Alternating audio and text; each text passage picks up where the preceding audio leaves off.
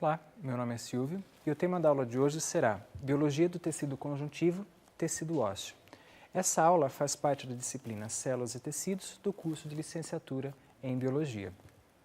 Como que nós podemos definir tecido ósseo? Tecido ósseo é um tecido conjuntivo especializado que constitui os ossos cujas funções são dar suporte aos tecidos moles, proteger órgãos vitais, como por exemplo a caixa torácica, o crânio, apoiar os músculos esqueléticos nas articulações e fornecer um suporte passivo para o movimento ativo dos músculos.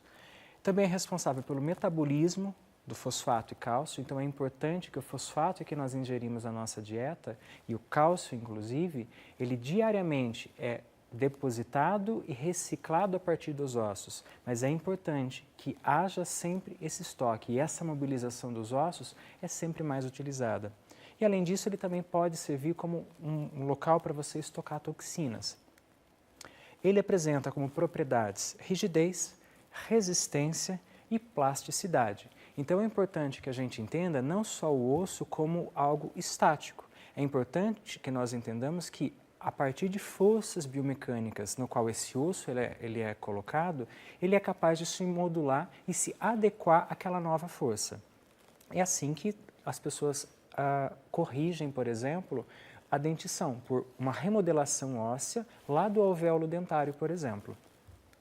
Importante relembrar vocês que tecido ósseo, assim como todo tecido conjuntivo, ele vem de uma célula mesenquimal indiferenciada. Então aqui eu trago exemplo para vocês dos osteoblastos, que são os precursores das células ósseas, e elas podem se diferenciar em osteócitos. Então os objetivos dessa aula são compreender a composição da matriz extracelular que determina a função de suporte mecânico do tecido ósseo, reconhecer as variedades de tecido ósseo e explorar a formação e nutrição do tecido ósseo em humanos. Aqui eu trago para vocês um exemplo de um esqueleto anatômico e um corte do húmero, exatamente onde você tem a articulação. Então a pergunta é a seguinte: como as células sintetizam o osso, um material tão rígido?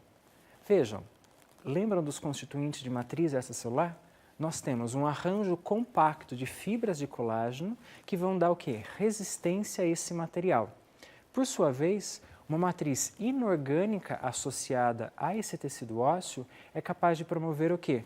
A dureza. Então você tem presença e deposição de cálcio, de fosfato e outros íons que vão garantir a formação de cristais de hidroxiapatita. Então é importante enfatizar que você vai ter uma matriz orgânica associada a uma matriz orgânica, uma responsável pela resistência e a outra responsável pela dureza. E assim o osso ele vai adquirir a propriedade biomecânica que é a função dele. A composição, como eu disse então para vocês, se dá pela presença de células, como todo tecido conjuntivo. Então nós temos os osteoblastos, os osteócitos, as células diferenciadas dos osteoblastos, e os osteoclastos. Esses osteoclastos, eles são responsáveis pela remodelação óssea, e nós vamos ver qual é a origem deles nos slides a seguir. Então, como eu adiantei para vocês, essa matriz óssea ela é formada por um componente orgânico, por exemplo, o colágeno, que constitui aproximadamente 90% desse componente orgânico, associado a uma substância fundamental, 10%.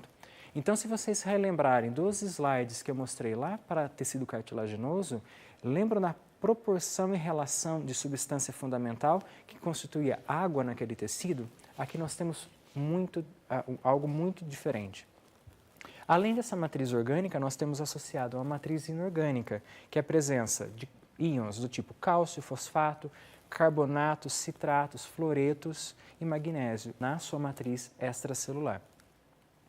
Esse é o panorama geral quando nós analisamos um tecido ósseo. Observem, por exemplo, que você tem o tecido mesenquimal aqui ao redor, você tem uma linha de células capazes de sintetizar essa matriz óssea. Essa linha de células chamadas de osteoblastos formam realmente essa linha limitando essa área que ela já tem matriz calcificada. Essa matriz óssea contém não mais os osteoblastos, mas contém os osteócitos. Eles ficaram presos também na matriz que foi sintetizada por eles mesmos. Além dessas células que fazem síntese e manutenção dessa matriz, nós temos uma célula muito importante, os osteoclastos, que são aquelas células responsáveis pela remodelação tecidual, que nós vamos ver a seguir. O osteoblasto forma essa linha nessa micrografia de luz que eu apresento para vocês. Ele está intimamente relacionado à síntese e manutenção dessa matriz extracelular óssea. Só que ele constitui aproximadamente 5% do total de células ósseas presentes no tecido. Ele apresenta uma morfologia muito interessante. São células mononucleadas, com uma morfologia cuboide, citoplasma basófilo, e isso é sugestivo de uma intensa atividade de síntese de proteínas para deposição da matriz. Além do osteoblasto, que forma essa linha, nós encontramos dentro dessa matriz óssea mais azulada, nessa coloração, nós encontramos a presença dos osteócitos. Observem que aqui os osteócitos eles estão arranjados de uma forma aleatória. Contudo, aqui nós observamos essa disposição circular, formando como se fossem lamelas desses osteócitos. O osteócito ele está intimamente relacionado para a manutenção da matriz óssea, mas, ao mesmo tempo, ele é capaz de regular a homeostasia dos íons cálcio e fosfato, modulando a atividade de células que vão depositar esses íons na matriz ou de células que vão retirar esses íons da matriz. Os osteócitos, eles constituem grande parte da população celular do tecido ósseo, aproximadamente 95% dessas células. Ele apresenta uma morfologia também interessante. Ele apresenta apenas um núcleo por célula. Ela é muito pequena e oval, um citoplasma muito delgado e são vistos vários prolongamentos que unem um osteócito ao outro. Diferentemente da matriz do tecido cartilaginoso rica em água, onde você poderia ter difusão de nutrientes, a matriz óssea não é tão rica em água. Portanto, nós vamos ver a seguir que há vasos associados e a partir desse vaso e canalículos presentes por onde esses prolongamentos do osteócito passam, você tem que passar nutrientes de uma célula a outra. Então, é muito importante esses prolongamentos para que essas células ósseas se comuniquem. Aqui, por fim, nós encontramos o osteoclasto. É uma célula muito grande, ela é multinucleada. Já vou explicar a origem dela para vocês. Ela vem lá de fusão de monócitos e ela é responsável por o quê? Reabsorver osso por uma hidrólise enzimática que ele faz e cria um ambiente muito particular para ir realmente digerindo esse tecido ósseo. Ela é multinucleada exatamente pela origem dela, ela tem um citoplasma acidófilo pela grande produção de enzimas que possuem, e essa região mais preguiada em íntimo contato com a matriz óssea, ela vai delimitar uma região chamada de lacuna de Hall-Schip. Aí ela forma adesões e cria um ambiente favorável para você acidificar o meio e favorecer que essas enzimas hidrolíticas façam digestão do tecido ósseo, promovendo a reabsorção de íons e da matéria orgânica ali presente. Aqui eu trago um exemplo para vocês, um esquema da ação do osteoclasto, onde vocês veem essas adesões selando essa região onde o osteoclasto ele vai acidificar e as enzimas irão atuar junto a essa matriz óssea, promovendo a degradação e, consequentemente, a reabsorção dessa matriz. Pois bem, uma vez que nós entendemos os constituintes, anatomicamente o osso ele é organizado, por exemplo, um osso longo, uma região intermediária, as epífises, ela é chamada diáfise, essa parte mais longa. E as epífises, elas são regiões mais dilatadas e elas constituem articulação com outros ossos. Essa é uma visão anatômica. Contudo, a histologia, ela classifica o osso em osso imaduro ou o osso maduro. Qual a diferença entre elas? A constituição de células e matriz é muito similar, não há diferenças. A única diferença é a organização dessas fibras colágenas. No tecido ósseo imaturo, o que acontece? Você tem disposição de osteócitos e dessas fibras colágenas dispostas aleatoriamente. Ao passo que no tecido ósseo maduro, nós encontramos essas fibras colágenas dispostas em círculos, em lamelas, associadas sempre a um vaso sanguíneo. Anatomicamente, você pode reconhecer as regiões de ossos maduros tanto compacto, como majoritariamente fazem parte da diáfise, ou eles podem constituir o osso esponjoso, que é uma classificação anatômica, mas não deixa de ser maduro, que é principalmente presente nas regiões das epífises. Aqui eu trago um exemplo de uma fotomicrografia de um tecido ósseo primário ou imaturo, onde nós observamos essa disposição aleatória dos osteócitos e das fibras colágenas. Onde nós encontramos esse tecido ósseo imaturo?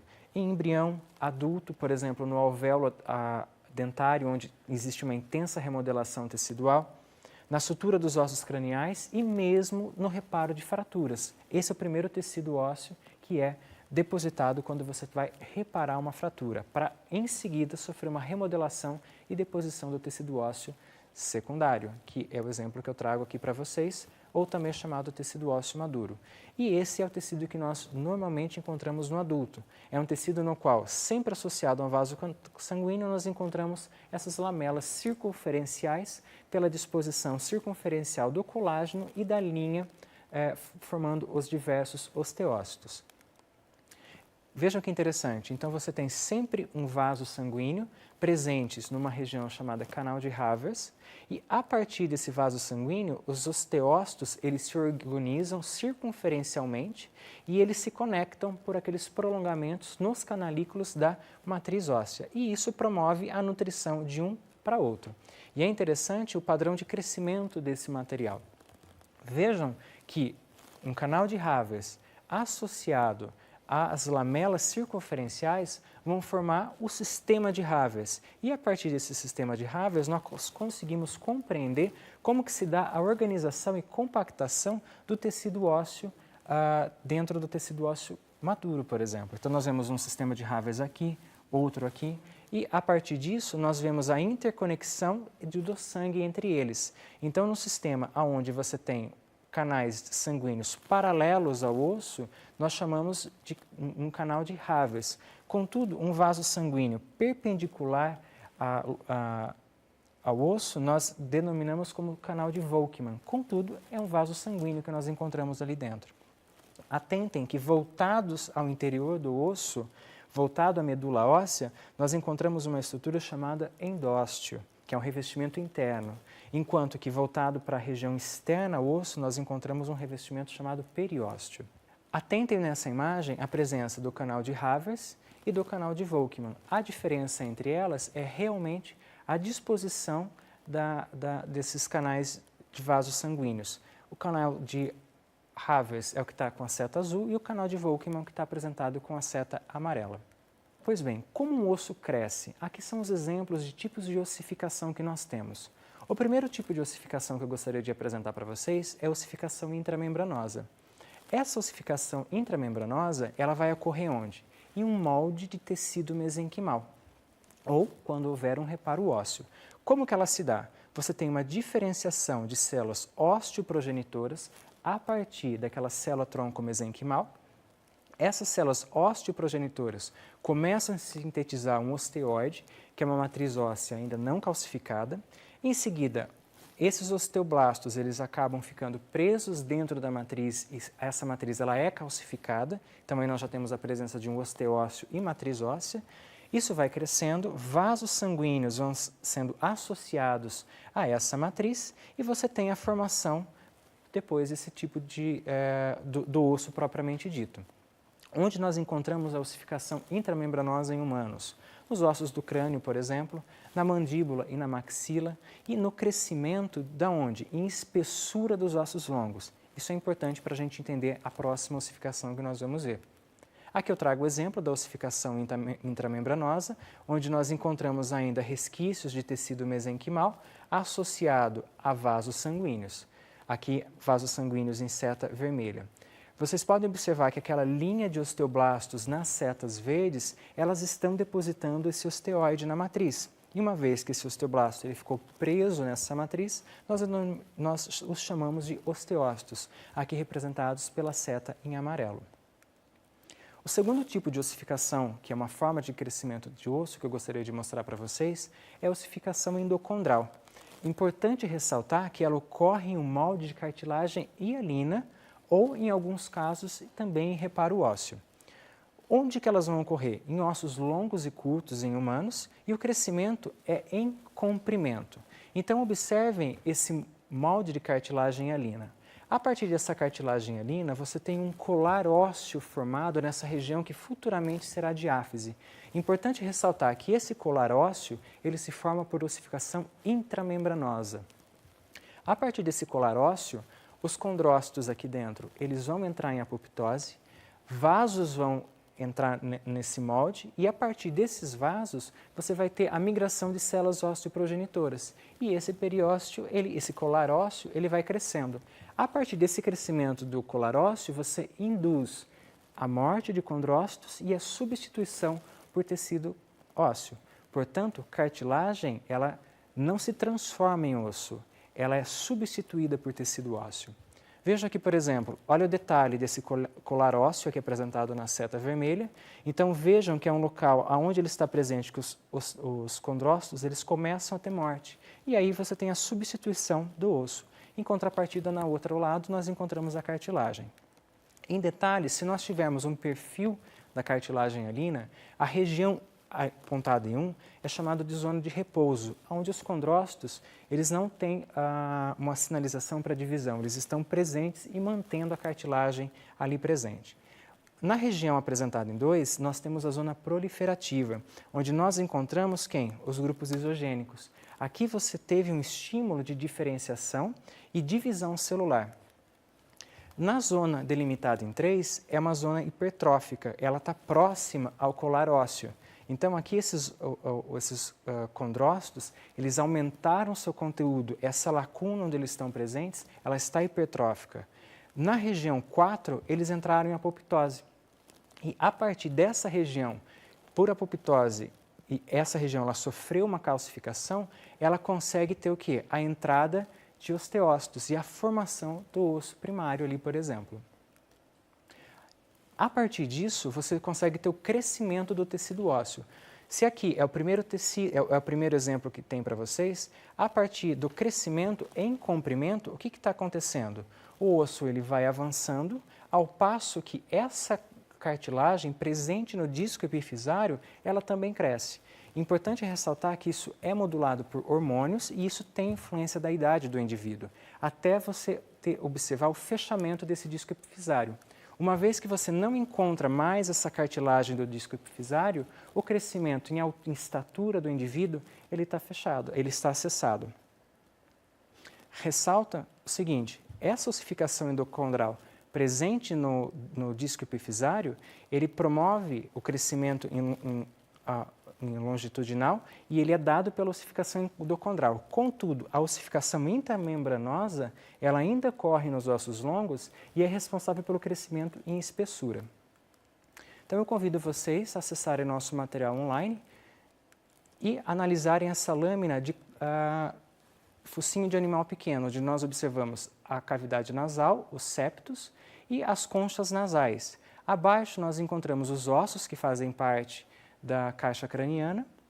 Se vocês olharem em detalhe essa concha nasal, vocês conseguem recapitular os aspectos de matriz e células do tecido cartilaginoso que nós já estudamos, como por exemplo os condrócitos. Logo abaixo, onde nós temos a presença do osso primário, que aqui nós temos uma ossificação do tipo intramembranosa, nós observamos a presença de tecido mesenquimal associada a vasos sanguíneos, essa linha de osteoblastos e a presença do periósteo. Esses osteoblastos, eles sintetizam essa matriz óssea. Uma vez que ela está calcificada e envolvendo essa célula, ela passa a se chamar osteócito. E se vocês buscarem, vocês também podem encontrar essas células que representam e fazem um remodelamento ativo da matriz cartilaginosa, no caso, os osteoclastos, essas grandes células multinucleadas. Então, termino aqui com vocês essa aula. Ela fecha o nosso ciclo de tecido conjuntivo. Eu espero que tenha ficado claro para vocês, pelas diferenças de constituintes celulares e de matriz extracelular, porque você tem diferenças biomecânicas entre a derme, presente na pele, entre o tecido cartilaginoso e o tecido ósseo. Bons estudos!